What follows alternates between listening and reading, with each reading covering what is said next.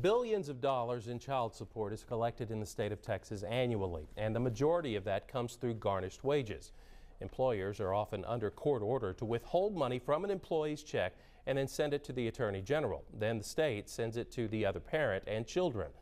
But for one East Texas man, his employer was doing the unthinkable. Instead of sending the money for the children, she was keeping thousands.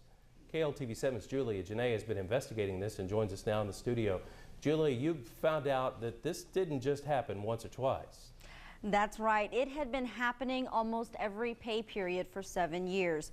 Justin Meadows worked as a mechanic for a Lindale company. He has 6 children that are not in his custody. 50% was being withheld from his paycheck for child support. Justin says it took years before he noticed what was happening.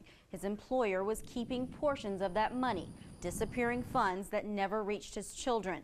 The discovery was a huge shock to him and his wife, Becky. I mean, I'm pretty upset. I didn't have figures. I didn't know they were this high. I just knew that there was money gone. $28,000 of discrepancies between what my payroll said and what my child support said. You know, it just makes you angry because you're like, how do you keep getting away with this? How is it you keep getting away with this and no one stops you? Now, Justin eventually quit that job. He says he wishes he had paid closer attention. The employer made periodic partial payments, and with 6 separate support accounts for each of his children, that missing money went undetected for years. All right, it's very interesting. Thank you, Julia. Julia is still working on this story for you for tonight. We'll look at who's watching the employers and what Justin's employer had to say to us.